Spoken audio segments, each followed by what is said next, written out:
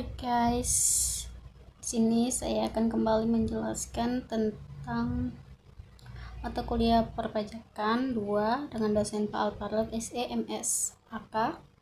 Di sini kami dari kelompok 3 yang terdiri dari Muhammad Fadli, Muhammad Alikram, Sonia Aldinia, dan Aprilia Rometo. Di sini sebagai saya perwakilan akan membahas tentang subjek dan objek PPh pasal 21, PTKP PPh pasal 21, mekanisme dan tarif pemotongan pasal 21, kewajiban pemotongan PPh pasal 21. Yang pertama, subjek pajak PPh pasal 21. Dalam per 16 PJ 2016, penerima penghasilan yang dipotong PPh pasal 21 adalah orang pribadi dengan status sebagai subjek pajak dalam negeri. Penerima penghasilan yang dipotong pajak penghasilan pasal 21 adalah orang pribadi yang merupakan 1. Pegawai, 2. Penerima uang pesangon, 3. Bukan pegawai yang menerima atau memperoleh penghasilan sehubungan dengan pemberian jasa, 4. Anggota Dewan Komisaris atau Dewan Pegawai, 5. Mantan pegawai, 6. Peserta kegiatan yang menerima atau memperoleh penghasilan sehubungan dengan keikutsertaannya dalam suatu kegiatan. Lanjut, subjek pajak PPh pasal 21.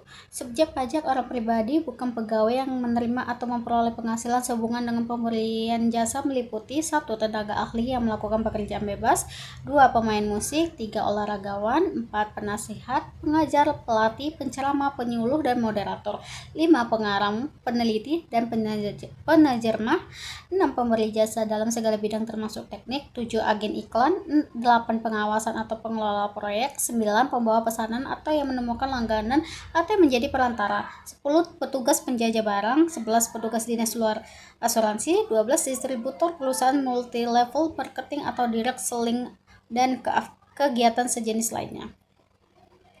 Subjek peserta kegiatan yang menerima atau memperoleh penghasilan sehubungan dengan keikutsertaannya dalam suatu kegiatan bisa merupakan 1. Peserta perlombaan dalam segala bidang, 2. Peserta rapat, 3. Peserta atau anggota dalam suatu kepanitiaan, 4. Peserta pendidikan dan pelatihan, 5. Peserta kegiatan lainnya.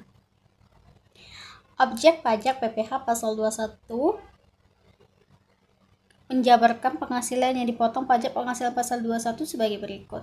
1. Penghasilan yang diterima atau diperoleh pegawai tetap, 2. Penghasilan yang diterima atau diperoleh penerima pensiun secara teratur, 3. Penghasilan berupa uang pesangon, 4. Penghasilan pegawai tidak tetap atau tenaga kerja lepas, 5. Imbalan kepada bukan pegawai, 6. Penghasilan berupa uang pesangon, 7. Penghasilan pegawai tidak tetap atau tenaga kerja lepas, 8. Imbalan kepada bukan pegawai, 9. Penghasilan berupa penarikan dana pensiun oleh peserta program pensiun.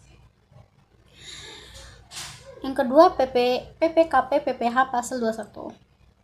Penghasilan tidak kena pajak digunakan sebagai dasar untuk menghitung pajak penghasilan seorang. Menurut pasal 7 Undang-Undang Pajak Penghasilan Nomor 36 Tahun 2008 yang sudah tercantum pada Peraturan Menteri Keuangan, PTKP mencakup jumlah pemasukan wajib pajak yang tidak dikenakan PPh pasal 21. Besaran penghasilan kena pajak PTKP masing-masing wajib pajak jelas berbeda, menyesuaikan jumlah pendapatan masing-masing yang mengikuti aturan yang tercantum. Aturan terbaru menetapkan bahwa PTKP untuk wajib pajak pribadi adalah sebesar 54 juta setahun atau 4.500.000 per bulan. Jadi bisa disimpulkan bahwa pendapatan di bawah atau sama dengan 4.500.000 per bulan akan dibebaskan dari pungutan PPh 21 sebab jumlah pendapatan tersebut dalam 1 tahun tidak melebihi ambang batas PTKP. Ketiga, mekanisme dan tarif pemotongan PPh pasal 21. Aturan detail tentang pemotongan PPh pasal 21 dapat kita temukan pada Peraturan Direktur Jenderal Nomor 16 PJ 2016 tentang pedoman teknis tata cara pemotongan, penyetoran dan pelaporan PPh 21. Tarif PPh pasal 21 didasarkan pada pasal 7 ayat 1 huruf A Undang-Undang Pajak Penghasilan yaitu sebagai berikut. Saya lihat di sini penghasilan kena pajak sama tarifnya di sini.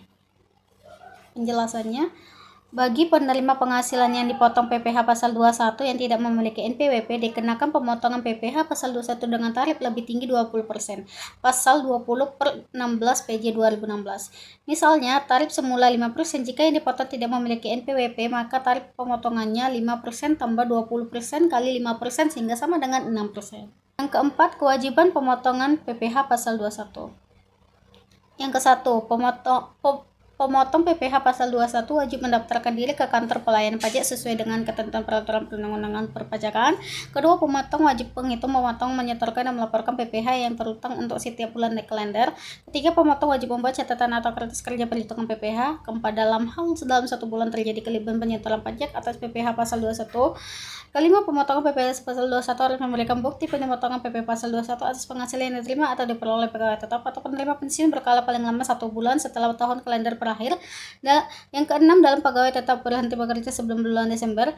Yang ketujuh, pemotong PPh pasal 21 harus memberikan bukti pemotongan PPh pasal 21 atas pemotongan PPh pasal 21 selain pegawai tetap dan penerima pensiun berkala setiap kali melakukan pemotongan PPh pasal 26. Yang kedelapan, dalam 1 bulan kalender kepada satu penerima penghasilan dilakukan lebih dari 1 kali pembayaran penghasilan, bukti pemotongan PPh pasal 21 dapat dibuat sekali untuk 1 bulan kalender. 9. Pemotong PPh pasal 21 harus memberikan bukti pemotongan PPh pasal 21 atas penghasilan yang diterima atau diperoleh pegawai tetap atau penerima pensiun berkala paling lama 1 bulan setelah tahun kalender berakhir.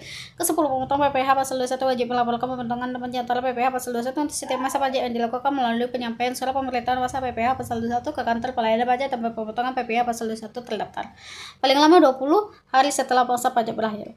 Yang terakhir, dalam hal tanggal jatuh tempo penyetoran PPh pasal 21 dan batas waktu pelaporan PPh pasal 21 bertepatan dengan hari libur termasuk hari Sabtu atau hari libur nasional, penyetoran dan pelaporan PPh pasal 21 dapat dilakukan pada hari kerja berikutnya. Thank you.